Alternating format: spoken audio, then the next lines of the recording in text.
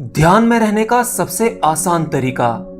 देखिए, अगर आप सही तरह से ध्यान करना चाहते हैं, मतलब 24 घंटे ध्यान में ही रहना चाहते हैं, तो उसके लिए आपको ध्यान का मतलब पता होना चाहिए कि आखिर ध्यान है क्या। और ये सब कुछ मैं अपनी पिछली कुछ वीडियोस में बता चुका हूं।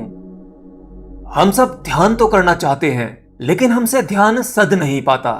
और वो इसलिए क्योंकि आपका मन कहता है कि आपको ध्यान करना चाहिए, लेकिन आपका शरीर और आपका अवचेतन मन इसके लिए तैयार नहीं है। अगर आप फिजिकली और मेंटली अपने आप को प्रिपेयर कर सकें, तो आप सहज ही ध्यान में उतर सकते हैं। आपको ध्यान करने के लिए प्रयास नहीं करना होगा, आप 24 घंटे ध्यान में ही हो जाएंगे।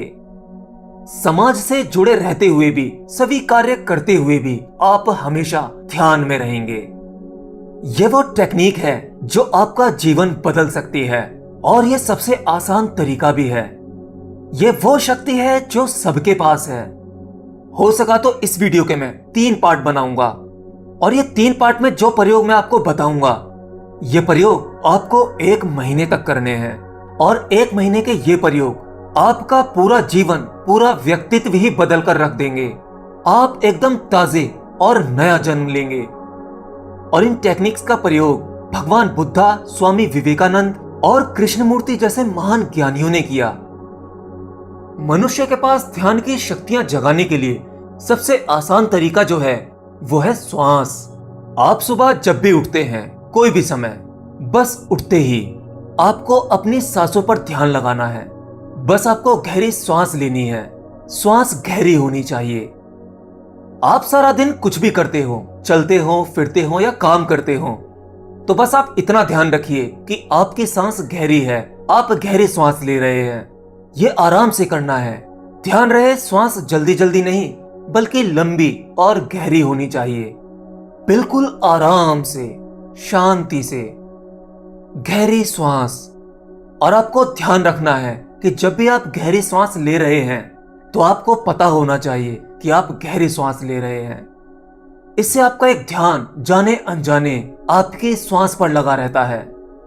यह एक विपश्यना मेडिटेशन की ही अवस्था होती है।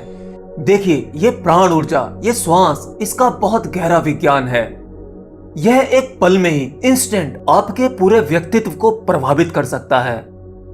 हाँ, यही सांसों की लयबद्धता आपको बदलती है, आपको इंस्टेंट चेंज कर सकती है।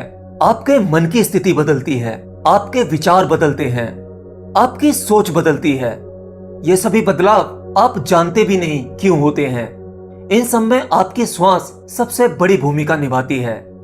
आपकी श्वास ही डिसाइड करती है आपका स्वभाव, आपका व्यक्तित्व, आपको किस पल में कैसा होना है। इसे आप ऐसे जान सकते हैं, जब आपको बहुत गुस्सा आता है, किसी से लड़ाई झगड़ा हो जाता है, तो क्या आपने कभी ख्याल किया कि उस समय आपकी श्वासों की क्या गति होती है, वो किस प्रकार चल रही होती है? शायद आपने कभी ध्यान नहीं दिया होगा।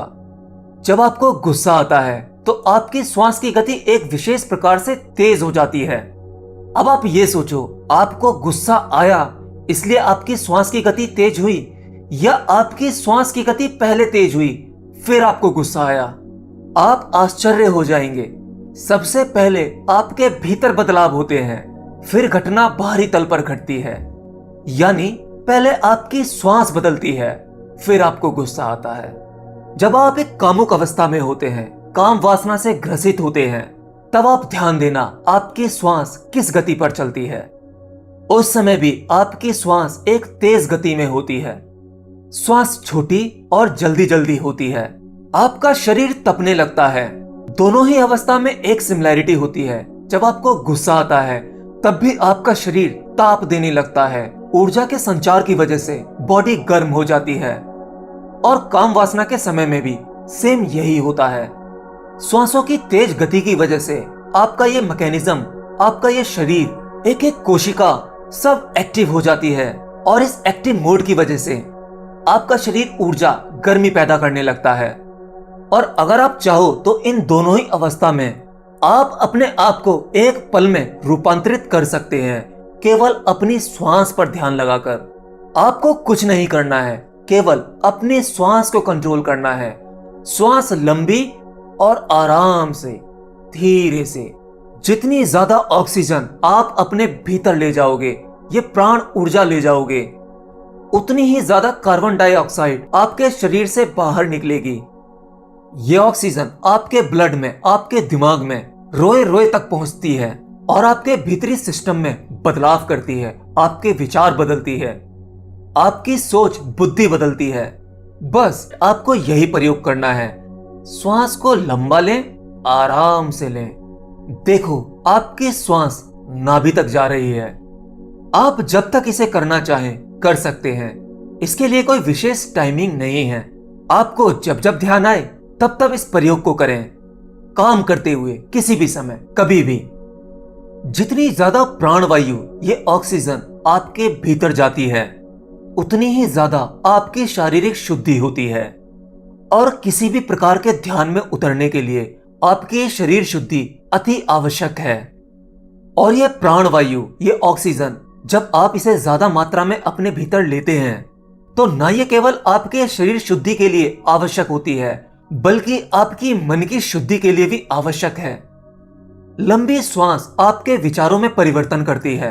आपके भीतर जितने भी अशुद्ध विचार हैं वो धीरे धीरे मिटने लगते हैं, खत्म होने लगते हैं।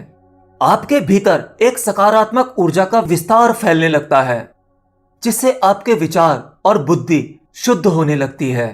आपका मन शुद्ध होने लगता है।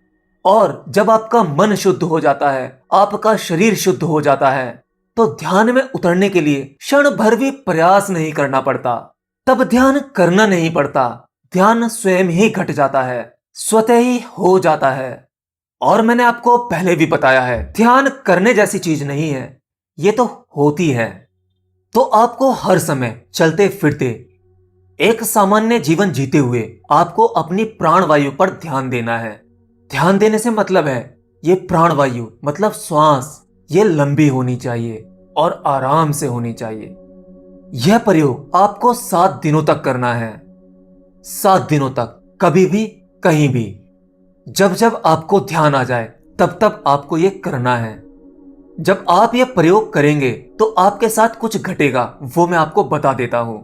जब आप गहरी श्वास लेते हो तो इससे आपकी नींद कम हो जाती है, लेकिन आपको चिंता करने की आवश्यकता नहीं है। नींद कम जरूर हो जाती है, लेकिन नींद की गुणवत्ता बढ़ जाती है, आपकी नींद गहरी हो जाती है। तो आप जितनी गहरी श्वास लेंगे, आपकी नींद भी उतनी ही गहरी होगी। आपकी गहरी श्वास आपकी गहरी नींद का कारण बनती है। और जब नींद की गहराई बढ़ती है तो आपकी नींद की इंटेंसिटी कम हो जाती है। मतलब अगर आप पहले 8 घंटे सोते थे, अब आपकी 8 घंटों की नींद केवल 4 घंटों में ही पूरी हो जाएगी, और साथ ही आपकी नींद भी अच्छी हो जाएगी। आमतौर पर आप 8 घंटे सोकर भी इतना फ्रेश महसूस नहीं कर पाते, लेकिन जब आपकी नींद गहरी होती है तो बेशक 2 या 3 घंटे सोते हो, तो गहरी नींद की वजह से आप जब उठते हो तो कई गुना ताजा और फ्रेश उठते हो, क्योंकि आपकी नींद की गुणवत्ता बढ़ चुकी है। नींद छोटी बेशक हो गई है, लेकिन गहरी हो गई है। इसीलिए आपने योगियों को देखा होगा कि वह सुबह ही ब्रह्म मुहूर्त में उठ जाते हैं, और उन्हें सुबह जल्दी उठने के लिए कोई भी प्रयास करने की आवश्यकता नहीं पड़ती। वह स्वाभाविक ही उठ जाते हैं और उनके शरीर में आलस्य भी नहीं होता। वो तरोताजा दिखते हैं। उनके ब्रह्म मुहूर्त में उठने की यही एक चाबी है। वो अपनी नींद को अपनी आवश्यकता अनुसार ही लेते हैं। वो अपने नींद पर नियंत्रण कर सकते हैं, वो कंट्रोल करते हैं। वह जानते हैं कि उन्हें 3 घंटे में 8 घंटे की नींद कैसे लेनी है। तो अगर आप भी ब्रह्म मुहूर्त में उठना चाहते हैं तो यह प्रयोग आपको जरूर करना चाहिए। तो ये तो हुआ आपके ध्यान करने से पहले, मतलब अगर आप गहरे ध्यान में जाना चाहते हैं तो 7 दिन आपको यह प्रयोग करना पड़ेगा। अगर आप इस पहले सूत्र को 7 दिनों तक कर पाए तो उसके बाद आपको दूसरी चीज का ध्यान रखना होगा। वो मैं आपको बताऊंगा दूसरे पार्ट में। फिलहाल तो आपको यह फॉलो करना है जो अभी मैंने वीडियो में बताया। इस वीडियो को बार बार देखना और इसे समझ लेना। अगर यह सूत्र एक बार समझ में आ गया तो समझो 40% लाइफ तो आपकी चेंज हो ही जाएगी। और हाँ, क्वेश्चन वर्ड से डिलीट हुई वो सभी वीडियोस आपको आंसर वर्ड चैनल पर एक एक करके मिलती रहेंगी। तो बस आज के लिए इतना ही। मिलता हूं नेक्स्ट वीडियो में। तब तक के लिए बाय बाय।